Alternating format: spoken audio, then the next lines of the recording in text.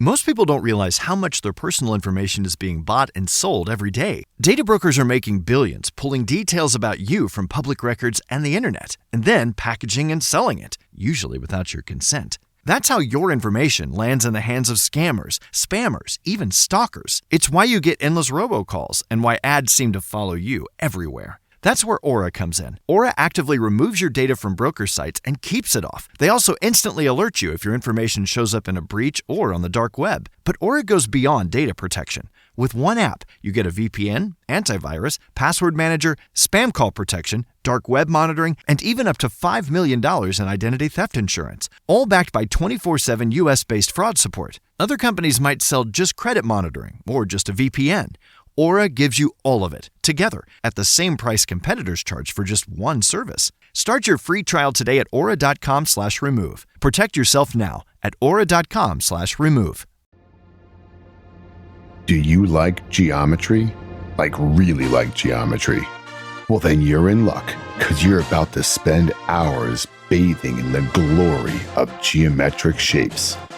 Star Fox, a game that looks like if you asked a TI-84 graphing calculator to design a flight simulator. Seriously, this game is like playing on architectural graphing paper. You are the great Fox McCloud, trying to avenge the death of your father, James McCloud. So is his dad not a fox? Shouldn't Fox be the surname? Whatever. You're going to fly the experimental, as in never flown before, R-Wing. Pronounced and spelled R, so as to avoid an IP cease and desist from Santa Rosa, California. You're going to travel through planets and space, combating such devious enemies as triangle spaceships, obelisks, ground glowy things, beams, and other polygonal hazards. Luckily, or unluckily, you are not alone. You have your 3 wingmen to help you. A frog that spends the entire time needing you to save him from enemies. A rabbit that apparently watched your dad die and now is just there to be your hype man, giving you positive affirmations while not contributing anything whatsoever to the mission. And then there's the bird, who seems to not want to be there at all and would rather spend the entire team telling you about all the things you're doing wrong. On a personal note, that bird. If you can move left, right, up, down, and barrel roll enough, you can get a chance at one of the most confusing final boss fights of all time. Seriously, it's almost unnerving and it's weird. Especially if you do it on hard mode, because your dead father, Obi-Wan Kenobi's the whole thing. Star Fox, because in 1993, you could get millions of children to sit 6 inches from a television screen for hours watching gray trapezoids explode.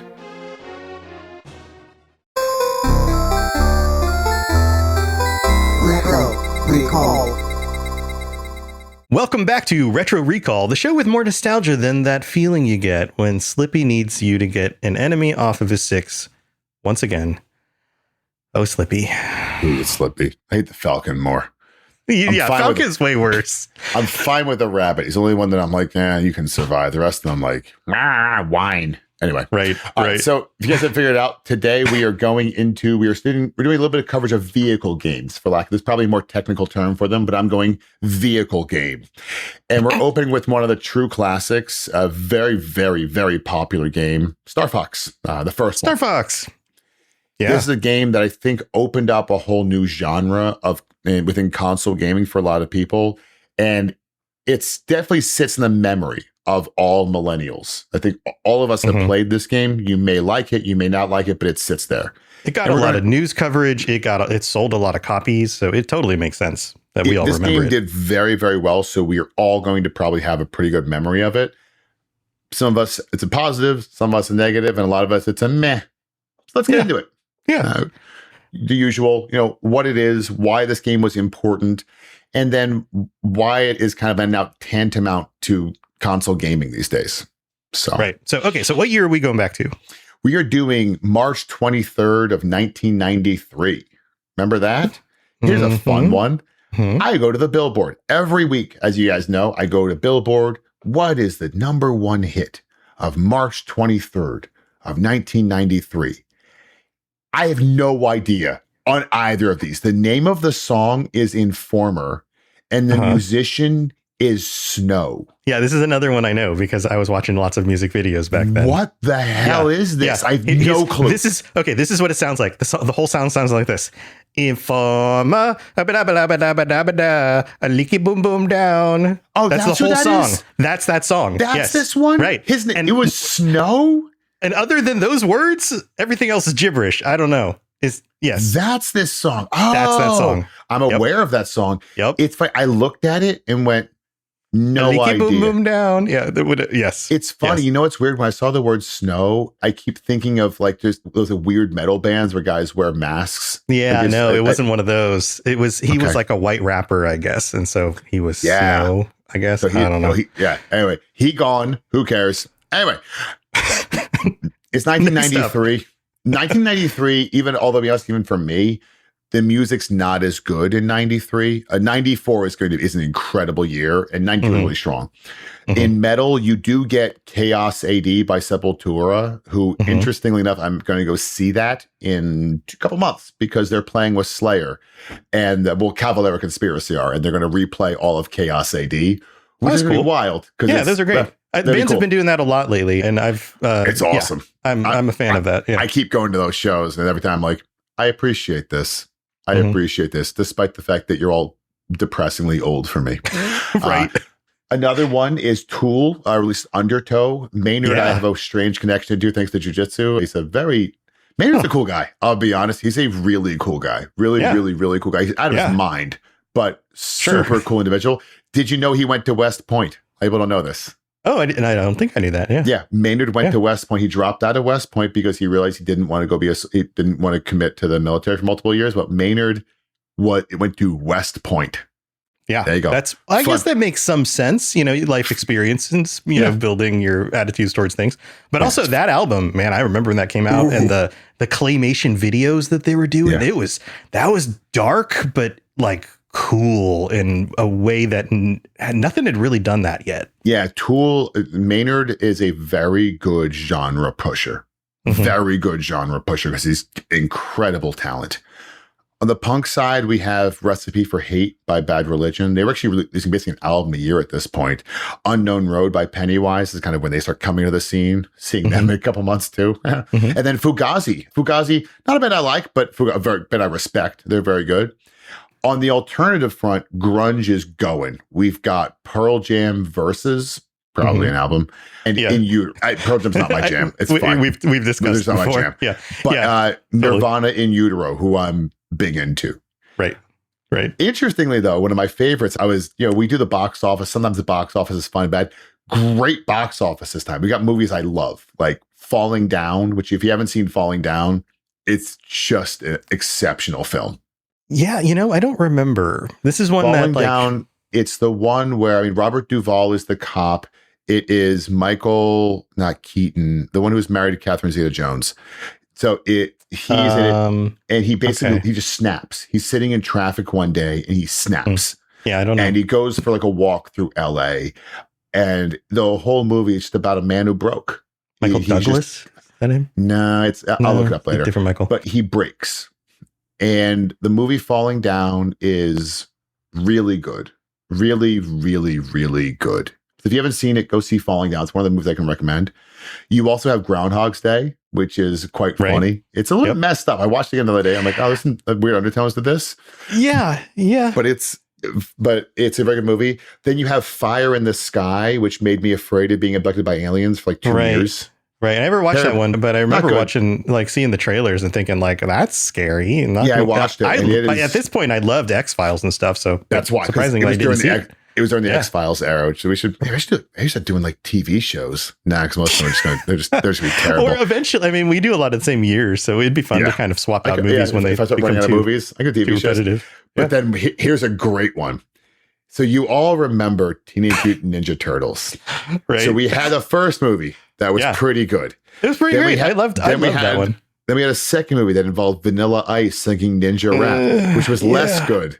Not so good. Yeah. And then we got Teenage Mutant Ninja Turtles 3, which just sucked. Did they time travel or something in that one? They time travel back to Japan, and it is so stereotype heavy. Like, Yeah. whoa. Yeah. I went and rewatched the trailer for it just to remind myself of how bad this was. And it's worse than I thought.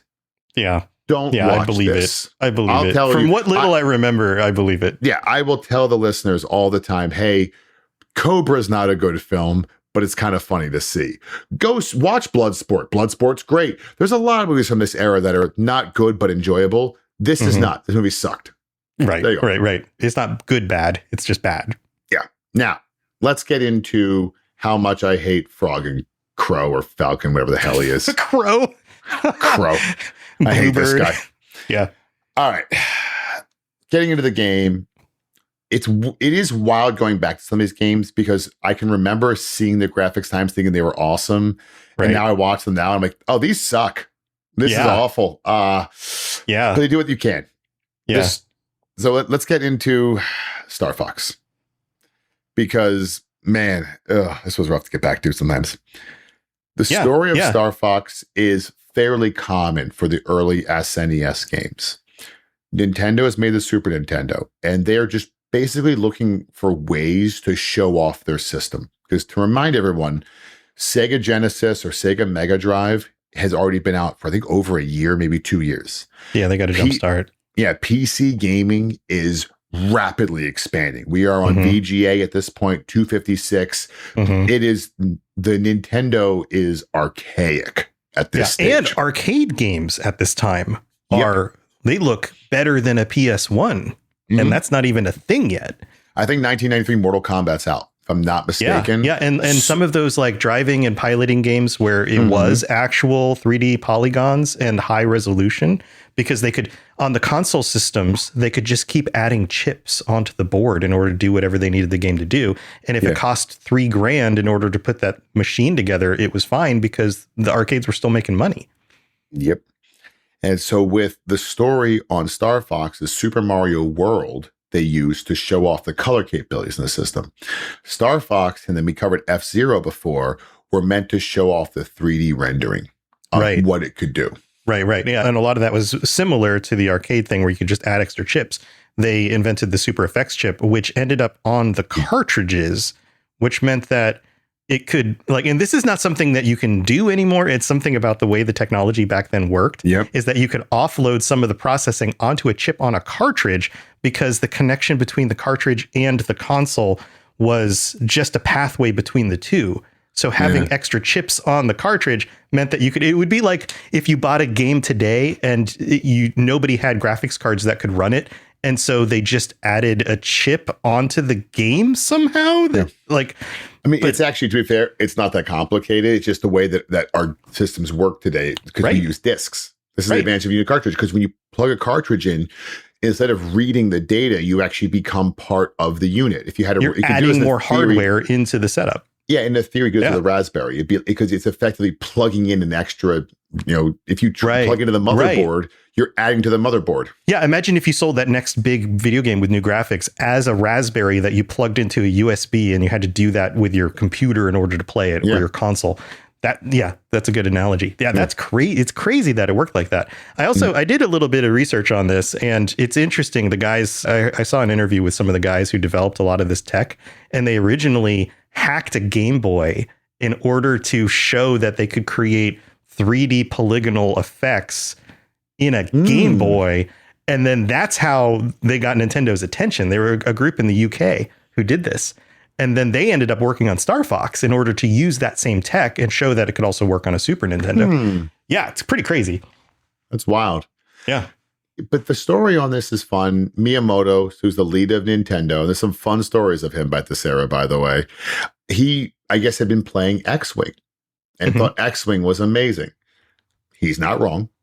And he wanted something similar to that, but he also wanted to keep it cartoonish, the way most Nintendo games are, because he wanted, in effect, a Starship sci-fi shooting game, but with happy colors and anthropomorphic animals that was meant to be more fun than dreary. Because a lot of the sci-fi games of this era were dreary. It was, the galaxy is going to end, which actually Star Fox is. The plot of Star Fox is dreary, but because you've got a rabbit, you're like, oh, this is fun. Whee! Yeah, funny frog guy who needs help. Yeah, all of that.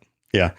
Yeah, it's a lot of this, looking at the graphics again, the first thing that struck me was that it was like a blend between Star Wars and Galaga. Do you remember Galaga? Oh, I remember Galaga. Now, imagine you take the Galaga alien ships or aliens or whatever they are, and you turn them into 3D polygons. They look kind of like a lot of the stuff you end up shooting.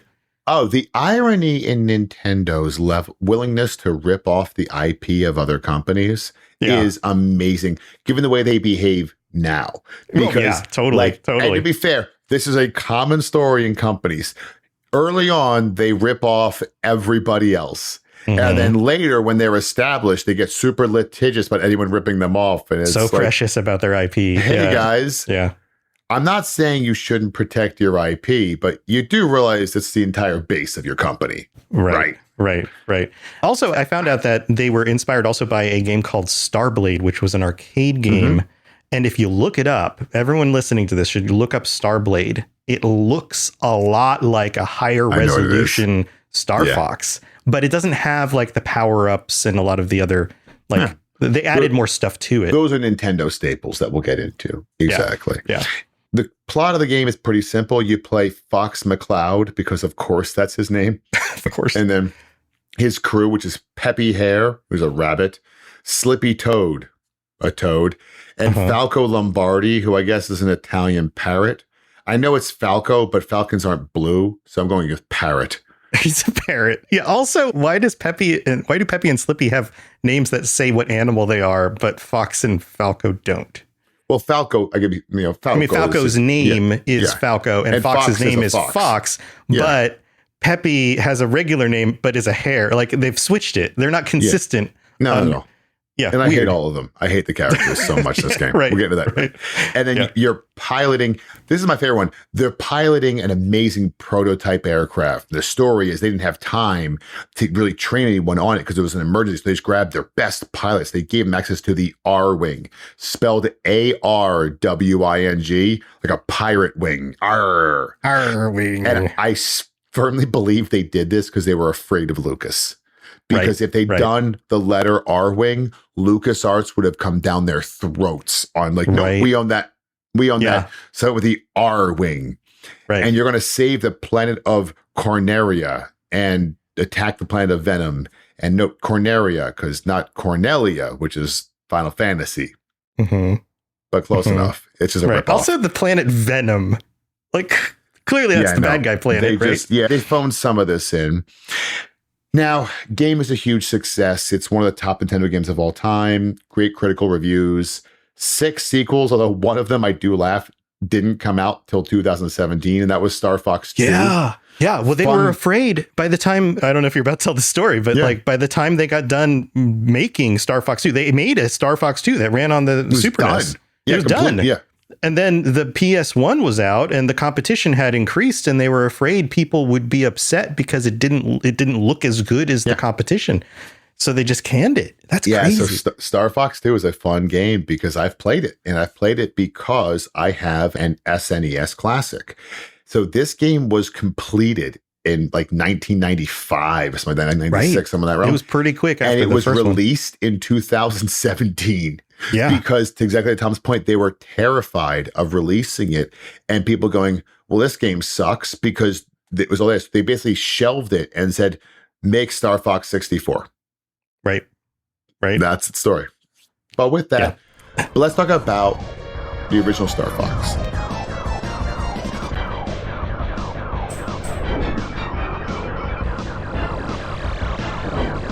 I can speak for myself. The last time I played this was 2017, was when the SNES Classic came out. And I realized just because it was there and you were just like, you just played all the things, or so the classics, you specifically try it? No, so you have the NES Classic and the SNES Classic. Great consoles. I mean, I wouldn't buy them. I think they're overpriced now, but I bought them at the time. It was like $100 at the time. You get the console. There's only like maybe 20 games on them.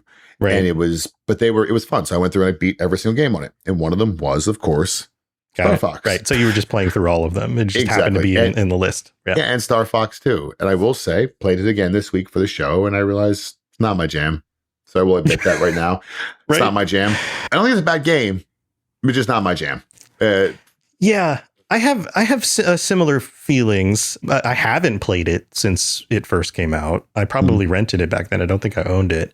I don't remember beating it. I'm pretty sure I got all the way to. So when you play the game, you have to choose one of 3 paths, right? And I'm pretty sure I've beaten one of those paths and got to the end and fought the boss and did that because that was familiar. But you can go through all 3 paths and eventually. The third path is rough. I couldn't. Super I think boss. I beat the third path. I did beat the third path when I had the classic because I just had time. I had fun story. It's really small, so I travel for work, and you can plug USBs into hotel TVs. Right. So I just had it with me for like 2 months. Right. I'm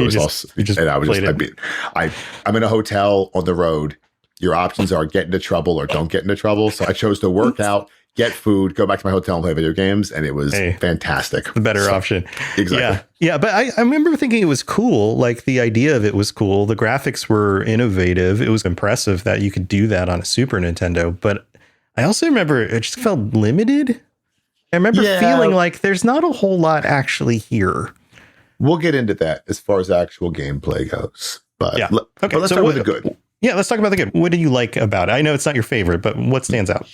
So I will say the first thing that stands out is the controls. Now, again, from my experience with this game, because I have that classic, I can play the game on the SNES controller. So I'm not playing this. Usually when we play a lot of games here, we're playing them on emulators. Some of the games I don't have to. This is one of them I don't have to. I've got the original controller. And I will say they maximized the controller. You have up, down, left, right. You have spin. You have pitch. You've got a lot more control over the flying. Right. Turning sideways is pretty cool. How you can just fly on your side. Yeah. It's not how physics work, but I appreciate what they went with. Well, even like fighter jets can do that if they're going fast enough. Right. But they still pitch. It's not in space. Right. Yeah. I mean, you have to adjust to make it work, but yes. Not important. Yes. Yeah. I'm nitpicking. It's fine. When we do pilot wings, I'll get more into the physics rules. But with this game, that level of control felt really nice. You can also change your perspective between third person, first person, which is nice. You felt a bit more, and I remember this at the time, feeling more control over it than I'd felt in prior games. You're less of a passenger. Although, even though you still are, because all your routes, this is going to be in one of the negatives later, is it's all predetermined. Like the screen, all on rails. The screen shifts. Yeah, you're on rails. That's a great way to put it. Yep. Another great one, too, a really innovative piece, which I did, is there are 3 paths to this game: easy, medium, and hard. And usually in the game, when you do easy, medium, or hard, you just play the same level, but your weapons suck. Right. That's what they do. Okay. Right. You want to go more damage. Yeah. You want to go play this on a hard level. You better be good at ducking because we're doing GoldenEye, Golden Guns level. Like, okay. This didn't. This one, because you had to get from Corneria to Venom, the easy route was pretty quick. It's like 3 levels and you're there. The hard level was like 6 levels, but they're all different. So if you beat it on easy and you go to medium, it's different. Only the first level and the last level-ish stay the same. Everything else is different in between. That was pretty unique. And it gave you a better reason to go and complete the game. That one of the challenges a lot, because all of us who've been playing games forever, there's times where you're like, oh, I could beat this on hard mode. So what? I can tell my friends I beat it on hard mode. You gain nothing for it. So it was nice to see something that rewarded you for doing it on hard mode and giving you a different play experience. Right. You were going to actually legitimately different places. Like, the planets on this route are different than the asteroids on this route and all of that. Exactly. Yeah. Another piece is the voices. They were annoying. Dab, dab, dab. Grog, grog, grog, grog, grog. I mean, but there's a lot of, it's all gibberish, but they are talking to each other, except for when you open the mission, you get good luck. Good luck. That's all you got. Yes. Okay. Yeah, we have to talk about that because the sound processing on this was good enough to imitate voices, but only a little bit. Yeah. Only some of the time. And the rest of it is all gibberish, kind of like Animal Crossing. They still use that effect and it can be very charming. Good luck.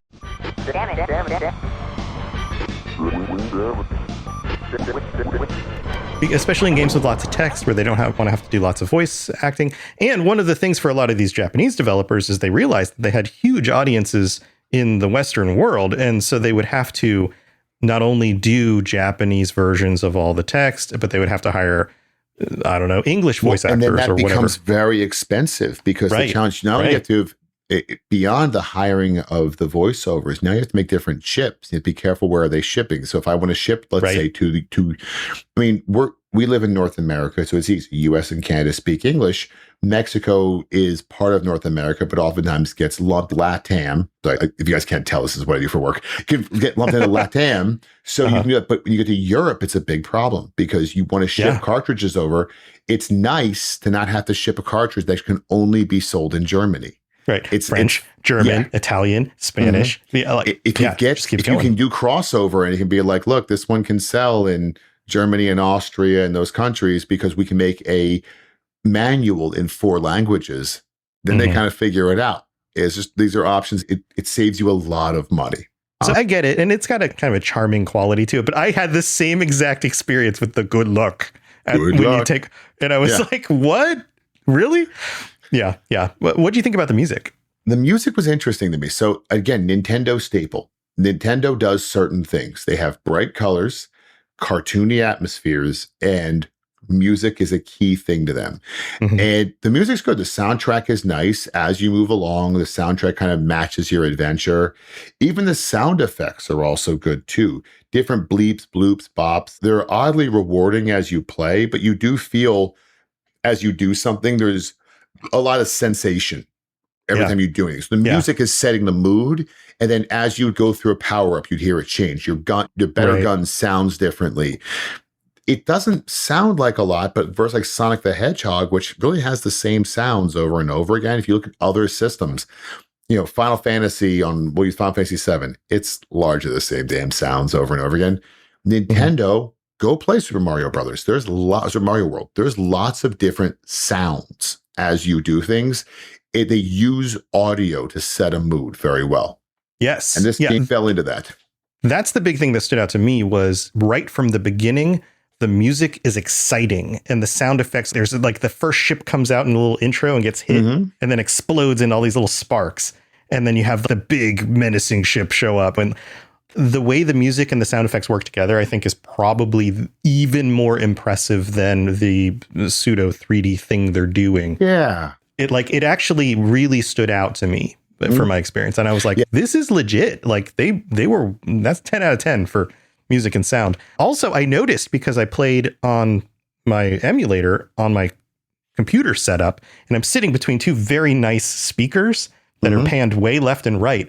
The stereo panning is not something I experienced on my crappy 19-inch CRT with 1 speaker back in our little hobby room or whatever, little back room of our house. But even in the music, there's things that pan from one side to the other. There's a lot of being able to tell where enemies are based on the panning. I assume that you would have had the same experience on the original console, especially if you just wore headphones or something. Yeah. And the last thing I will say I liked about it was it had more of a Contra feel of power up. Let's talk back to Contra. There's no experience. You don't actually improve, but you can find power-ups. The power-ups would carry you through multiple levels. So basically until you died, until you lost them. So if you could find better guns, and that was a trick to these games. Early on, we talked about this a little with the Star Wars episode. Yeah. Where that was the trick, was you had to find the good power-ups, and then it was much easier to defeat things. So that's a cool setup. But what about you, Tom? What did I miss? What did you think was good that I missed? I had forgotten that there were 3 different paths. That's how long ago it was this, and then I haven't played it since. And I saw the screen and I was like, oh, wow. And then I was like, oh, yeah, that's right. Okay, it's coming back to me. But that was cool. The fact that you can do one and then do the other, and that's the difficulty, and it opens up more things. I can see why that would draw you into the game, make you want to play more. The characters and story and the setting are fun. It makes sense because I think Miyamoto's right. Without those types of characters and that's the story going on with it, this would have felt like a very empty game. But it brings a lot of personality to it, whether you like the personality or not with Falco. But at least there's personality. It is. It really is. What I will say is I played a lot of games in that era. There's more personality in this than there is in Wing Commander, and they're very similar era, similar style. Even though there is personality in Wing Commander, like the characters have their accents and their attitudes, but not as much. This one feels the cartooniness helps. Yeah. And I think that was a good decision. I'm also kind of floored that they got this to run on the Super Nintendo. And this is going to carry through to my critique moving forward, is that it really feels like a proof of concept, less like fully very much polished so is game. Yeah. Like I said before, we'll talk about in the bad. They use Super Mario World to show off the colors. They use this and F-Zero to show off some of the 3D rendering. Right. And there was not a focus on a lot of other stuff. This was we're going to show this off with this game. Yeah. Yeah. And, it's like my general feeling is it's fine. I get why people like it. I have a feeling people probably like it more for the characters and how novel it was and being young at the time and having like 5 games. And so you probably spent 200 hours playing this one among the other ones because you only had so many. I hadn't thought of it that way. My thinking on it has always been, I chalk a lot of games up. Like we've discussed before, I don't play the sim games. Like Sim City, Sim, those ones. People love them. They're not wrong. It's just not my thing. But I think you said something there that might be more true, where it was hey, this was a game that was available. Yes. It was beatable and had those 3 paths. So you had this, I'm going to do this type thing. So I think it may sit in more people's memories as a challenge game, right, as opposed to a adventure game. Right. And also kind of a comfort game because like so many games of this time, if you've played through the level 10 times, you memorize where everything is and what you need to do to it. And that's the easiest way to beat them is to just keep playing it until you memorize everything and then just move to the next stage, So I totally get that. I mean, and there are some of those Star Wars things like flying through a corridor in order to blow up something on the inside of something. Or fighting giant walking machines by breaking one of their legs and then they fall over. Look, the IP violation here is pretty brutal. Yeah, it's pretty clear. It's pretty clear. But that's fun to do. Like, I get it. Yeah. Like, okay. Put that I in like the game. Star Wars. Give me more Star Wars. I don't get mad about having more Star Wars. Yeah.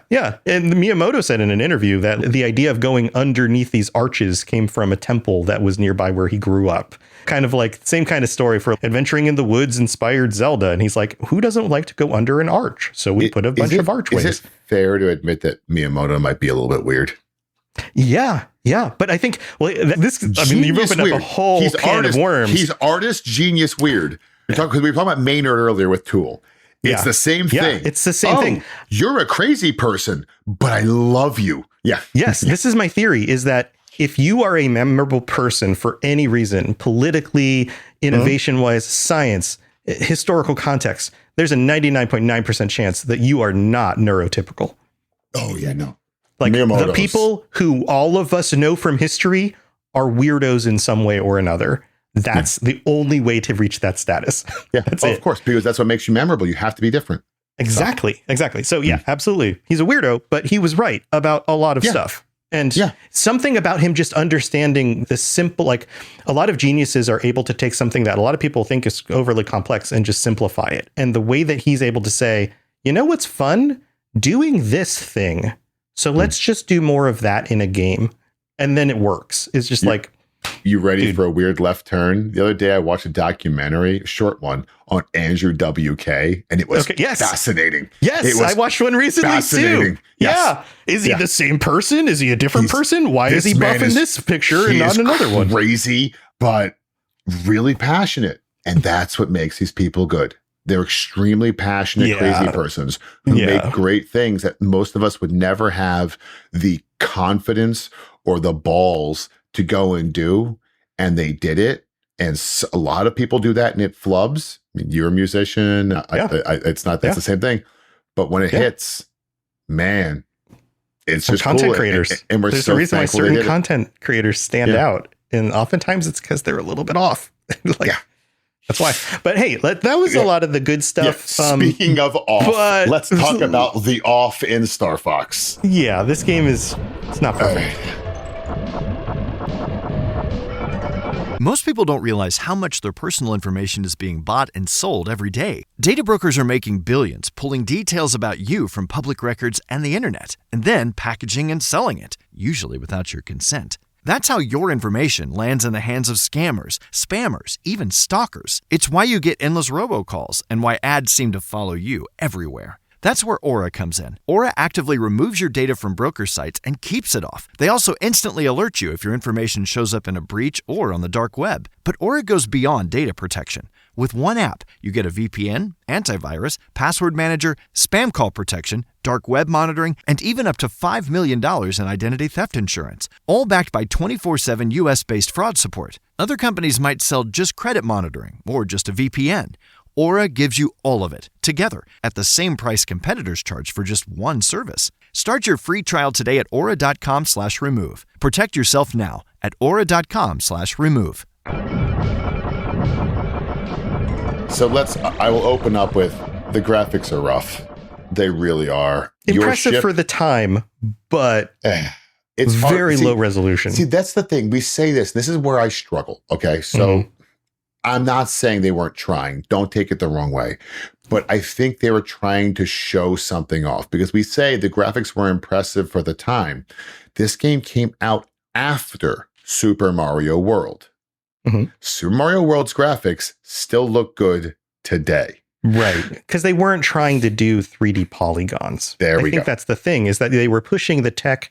It was really, this feels like a technology experiment, right? Like, okay, we found these guys who figured out how to make 3D polygons work on our hardware. What can we do with that? And it became, okay, here you go. This is what you can do with it. And you can tell that the hardware wasn't designed for it. It was kind of just shoehorned in, and it worked mostly. But if you go and play Star Fox 64, I took a look at that, and it just looks a lot better because it is a 64-bit 3D polygon system. Yes. So it works better. Right. And that's one of the challenges with this game is you're fighting, is it a ship? Because it's just it's a geometric shape is what I'm fighting over and over again. And some of them are just pillars. They're just rectangles. Yes. Or they're not even dressed up to be like a machine. A lot of them are, but some of them are just, we're going to get into, I don't know what I'm doing half the time in this game. Right. Because, but here's an L, foremost, here's an X.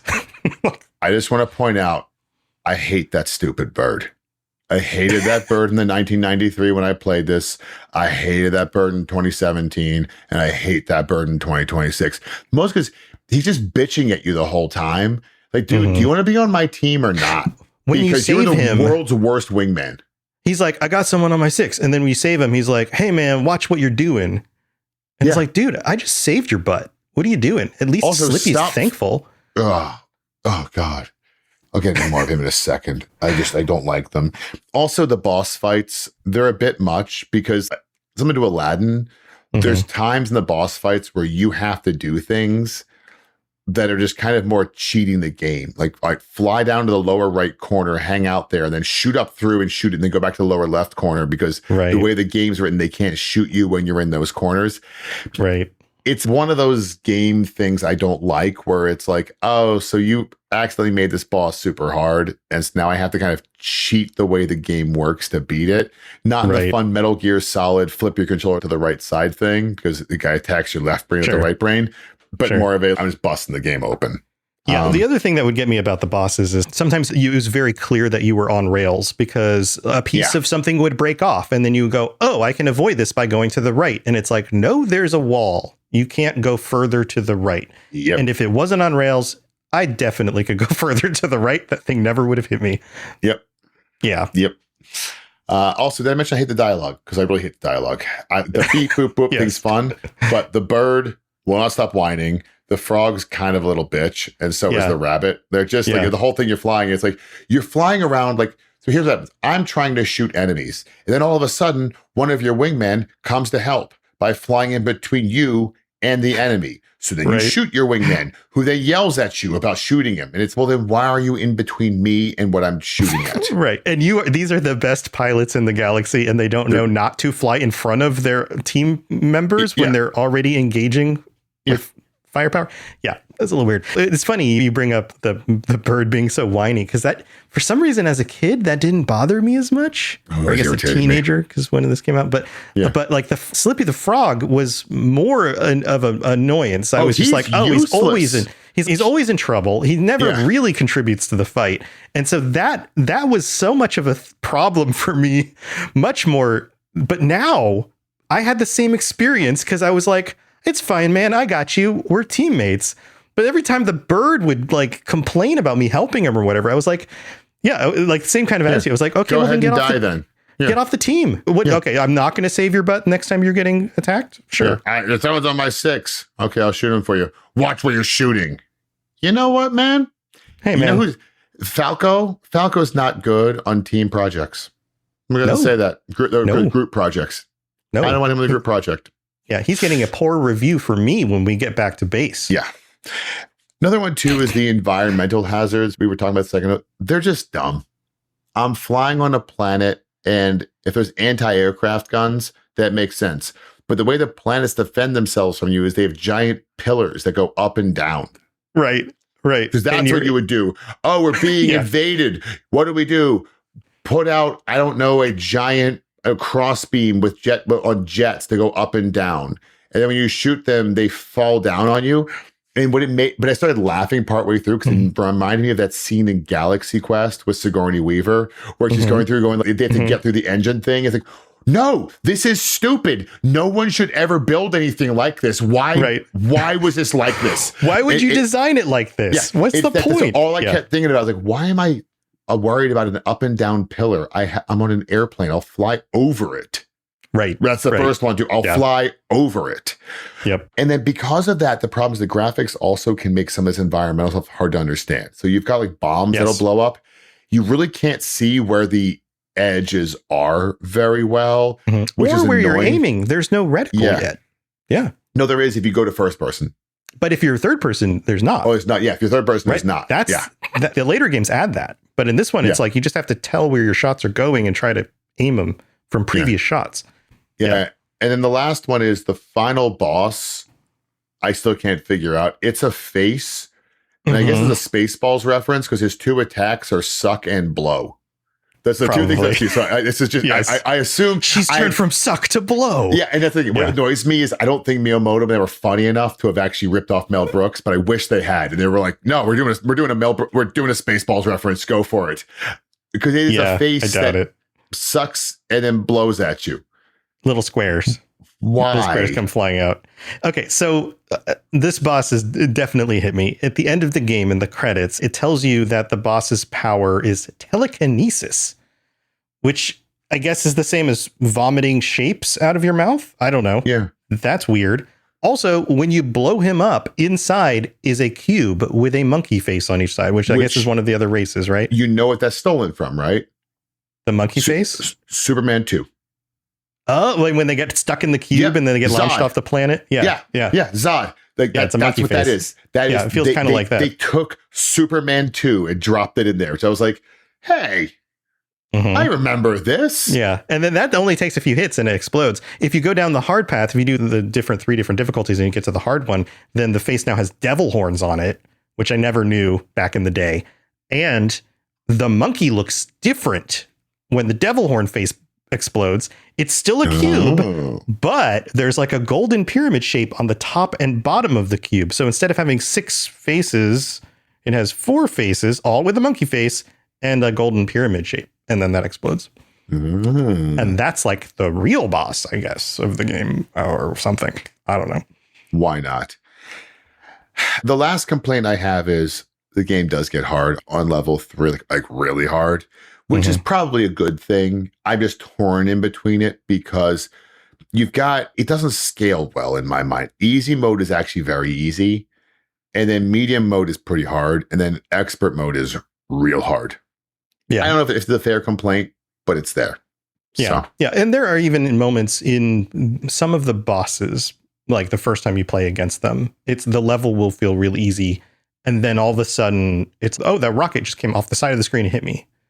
I didn't realize that was the thing. And all of a sudden it's real hard until you've played it and you go, oh, well, I know it's coming. Don't go over on that side of the screen. And then it's easy, right? The difficulty spikes in these weird ways, but then, like you were saying, gets progressively harder, which that makes sense. Yeah, which is, I guess that's fine. It's okay. What else? Okay, so the worst enemy in this entire game is the frame rate. It is not consistent. It is not locked hard. To a solid 30. It is when there are explosions on screen, when there are new things that pop up, when it's loading something and you can tell something's working on the background. all of a sudden the frames drop to what feels like sub 10 frames per second. I didn't have a frame counter on, but it gets choppy. And the combination of that and the controls are interesting because it gives you a lot of things you can do. But especially in third person, I always felt like the ship had to move before I was getting to the place I wanted to go. Like everything was slightly delayed. Yep. And so because of that, there's no reticle. And on top of that, you're trying to dodge things, which meant that oftentimes I wasn't doing the thing I was intending to do because I was just a little late. Things were just off, or my aim was just off. Yeah, you don't get to get a skill set that makes you better at the game. Rather, you just have to kind of memorize the levels. Yes. It's all about memorizing the levels. And so you combine irregular frame drops with not the most, I don't know the right phrases for how the controls just feel a little bit of delay, like a little bit of delayed controls with never really in third person knowing exactly where you're aiming.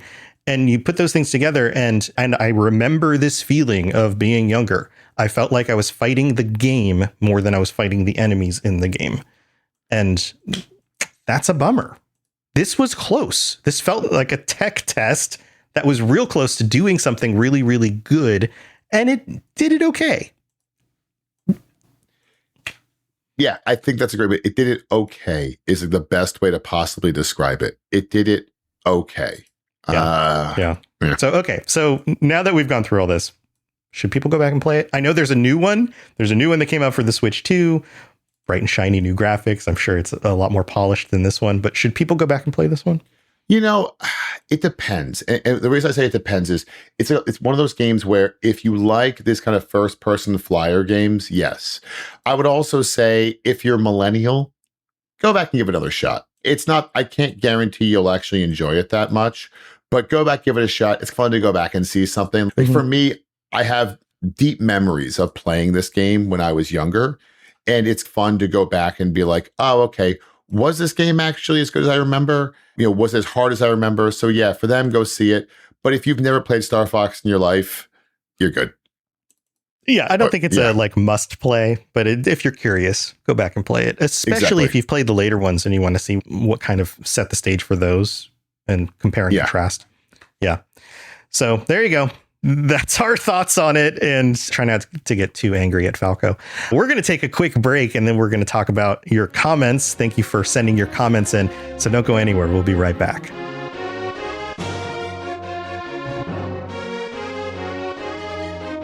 All right, we are back. And real quick, if you've been enjoying the show, then help us out. Drop a 5-star review, tell some friends about it, bring some more people into the community. All of that is super helpful. Also, if you like our stuff, check out our other stuff. John does the 40K Lorecast and the history of 40K. I do the Fallout Lorecast, the Elder Scrolls Lorecast, and the Lord of the Rings Lorecast. And I previously did some other shows, which are going to come up in some of the comments. Lots of stuff, and not just our shows on Robots Radio. Robots Radio has lots of shows on it about lots of different games and other topics. And so if you're into any of this stuff, you'll probably find something else that you'll like. But here we go, John. I've got the comments. We don't have as many this week, but we've got some good ones. This is from, oh man, I'm going to mess this. Was it WT Win Junkie 602? This is on the Star Wars episode. Yep. Love the show. Been listening to Tom in the Cyberpunk Lorecast and John in the 40K Lorecast. Keep up the great work, guys. Please, please, please do the Neverhood game. The Neverhood game. Yeah, I haven't heard of it either. Also, in case people are wondering, Cyberpunk Lorecast was a show that I launched and did for a number of years and then handed off to some other hosts. So if you go to the earlier episodes, you'll hear me on those. But what is the Neverhood? It's a claymation game. Neverhood. Oh, wow, that's funny. All right. You know what? Let's get in trouble. So it was released in Japan as Claymen, The Mystery of Neverhood. The problem is that Clay is spelled with a K, which is why that didn't get released in the US. Oh, yeah. Oh, no. That'll stop you dead in your tracks on release in the US. Most people don't want to start a game that almost was like KKK. Oopsies. I've never played this in my life. The main character looks kind of familiar, but otherwise I don't remember this. I don't know this game. I'll give it a shot, but that would be, I can tell you right now why this didn't go very far. That's a pretty hard no. Yeah. So, yeah. Well reviewed though. Yeah. I think this is one of those weird games that's very well reviewed. None of us knew about it, but turns out it's actually kind of awesome. WT Thank you so much for that. And then W2 also responded to the Lion King episode, also brought up the Neverhood again, and says, love the cast. Really takes me back to the days of playing the Genesis with my little brother, Joe and Mac, Sonic 2. I remember the Lion King game being so frustratingly difficult, and I'm not going to put myself through it again. Again, I want to shout out the Neverhood for PC, either that or Skull Monkeys for the PS1. Both games are hilarious and fun. Keep up the great work. Man, you're bringing some interesting stuff here. Skull Monkeys. Yep. Send me a second. Yeah. Skull Monkeys. Yeah. Okay. Yeah. I remember the cover on this because there's a skull. Oh, yeah. This got like one eye. Okay. Yeah. These are more of these. So it's the same Neverhood. It's the same developer. And these are all claymation games. It was kind of that little era in the 90s where they a lot of claymation stuff. And Play it was Fighter. Cool. Yeah. Yep. Yep. Yeah. Thank you for the recommendations, VT. And thanks for checking out the show and commenting. Mikhail on the Star Wars episode says, regarding punk music, check out Adhesive Afterburner. Start with On a Pedestal, Swedish gem from the 90s. Yeah, I know Adhesive. You know them? I've actually seen them live. Nice. Yeah.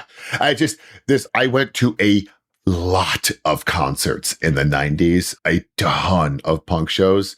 So as soon as you said it, it was like, yep, I'd forgotten about it until I saw the comment, but I have seen them because I don't know by name, but I wonder if I would have recognized some of the music. Yeah, my cousin I listened was to in a lot band. of stuff with my friends who had just like these compilation tapes and CDs and things, and we were always playing in our cars when we were going places. Yeah, I have a cousin. My cousin's the drummer for Hagfish, so that was kind of where a lot of this stuff would come in, and a lot of access points, etc. Yeah. So there's going to be a few of our listeners who you just blew their minds. They're going to be like, "What? Yeah, your cousin? Yeah, your cousin's the drummer for Hagfish." So yeah, that was cool times. Mm-hmm. Cool. Thog says in the Primal Rage episode, Mutant League Football was a blast as a kid. Yes, this is another one I never played. I feel like. What was the baseball one where there were robots? What was that called? That was on NES. And that was something about it was like fight robots, something like that. That was fun because it was like battle baseball. Battle baseball? Yeah, it was something like that. It was something cool. Yeah, but I don't remember this one. This is football, obviously. Yeah, American League football was stupid, but it was really fun. It's one of those games where it was a mix between Tecmo Bowl and probably Primal Rage. That's the best way to explain it. It was super fun, super stupid. Yeah, I'm a fan. Let's put it that way. Nice. I'm a fan. Maybe we should put it on our list of stuff. Wait, we could do weird sports. We could do a weird sports game list at some point. That totally could work. Thank you for that recommendation, Thog. Jackson on the Star Wars episode says, Fallout mentioned. Can't wait for you guys to delve into Fallout 1 and 2. I'm too young to have played them on release, so going back has been a challenge, but definitely worth it. Keep it up, guys. Yeah, we've discussed this. We've discussed playing Fallout, Elder Scrolls, some 40K stuff. John, like you guys know I do a Fallout Lorecast, but John is a big fan of Fallout 1 and 2. Those are your favorites. Yeah. It's actually funny, like much the same way we did the strategic simulation games. I could do Fallout right now. Just talk. I mean, it's one of those games you go back to all the time. I've beaten Fallout a dozen times plus, Fallout 2 as well. I know all the levels. I can play it from memory. I actually don't know Fallout 3 that well. I probably know Fallout Tactics better than I know Fallout 3. Yeah, I also missed them. I guess I was in college and I just wasn't playing every game that came out anymore. And I didn't play them on release. I've gone back and dabbled in them, but I've never done a full committed playthrough because, like Jackson's saying, to me, it's tough. It's tough to go back, and the interface just feels so old. Everything feels so slow. Yeah. It's like this hurdle I have to force myself over in order to play them. The stories are great. It's a common challenge because I have the inverse. Whereas for me, and we'll do a Fallout cast on this, but for me, the newer Fallouts 3, I mean, New Vegas is an exceptional game, but the interface is goofy for me because I know Fallout from that third person interface. Right. So when you flip it over to a different interface, I get kind of, maybe lost is the wrong word, but it's not as enjoyable to me, simply put. Yeah, it's weird. It's weird how, and we talk about this when I mentioned that, like, Star Fox is probably one of those games that somebody only had like 4 or 5 games at their house, and so they played it a ton, and it became a favorite because they played it so much. There's this thing that happens while we're at certain stages of our life and our development where certain things become defined as normal. This is my experience. This is what I like. And even if it was difficult, in fact, especially if it was difficult to do, if you made it over the difficulty to still enjoy it, you valued it even more because of that. And there's this weird dynamic. But yeah, we'll definitely talk about Fallout in the future. It will definitely come up. This one's from Felurian on the Star Wars episode, says, listening to John and Tom talk about Disney rebranding stories so they could make money off of them. Missed one of Disney's biggest instances with that of The Lion King, which is 100% Shakespeare's Hamlet, but rebranded Disney could profit off it. Yeah, that's a solid point. Yeah. Now, although I as well say Hamlet is also stolen from an old Roman story, which is the name I'm freaking off the top of my head. So this is a trend as old as time. I tend to give people like Disney a pass on this one. If you take what is a very popular basic storyline and then convert it over to something, the story of Star Wars and Oedipus are not that far off. Yeah, there's it's better than Oedipus. It's got, I will call out, obviously it's missing a key detail, but Oedipus Rex and Star Wars Empire Strikes Back have a lot of overlap. But I am not going to say that George Lucas did a bad job with it. It's just too good of a story to, not steal.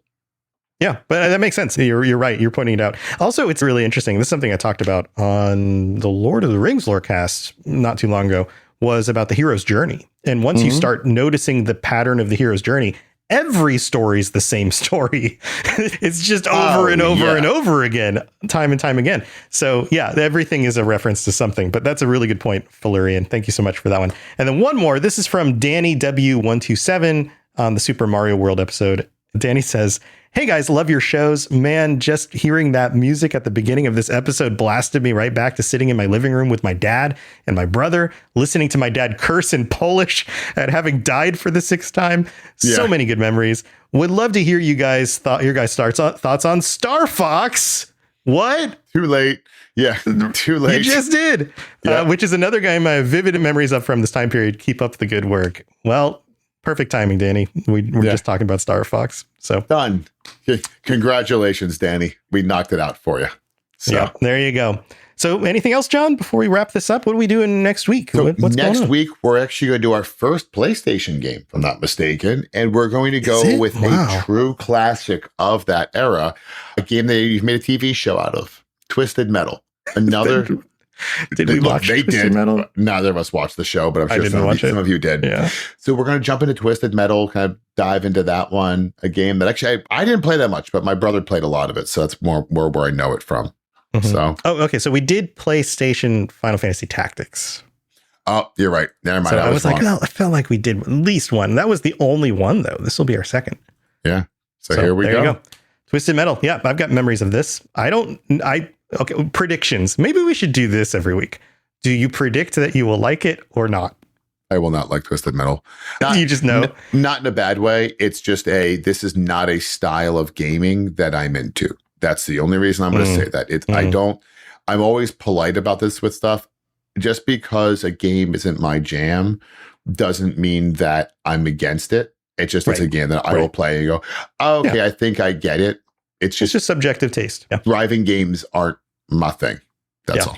Yeah. I have a feeling I'll find it okay. I'll be like, yeah, this brings back a lot of memories. I remember playing this on the couch with some of my friends and that kind of thing. But if you just play it by yourself, I have a feeling it's probably pretty limited. But who knows? Maybe I'll be wrong. I haven't played it in 20 something years, probably. Exactly. Yeah. So, we're going to find out. We're going to find out. There you go. Thanks for tuning in, everybody. We'll be back next week. And until then, stay safe out there.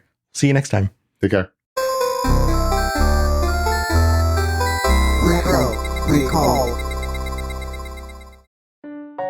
Robots Radio. Games. Lore. Stories. Community. Just press play.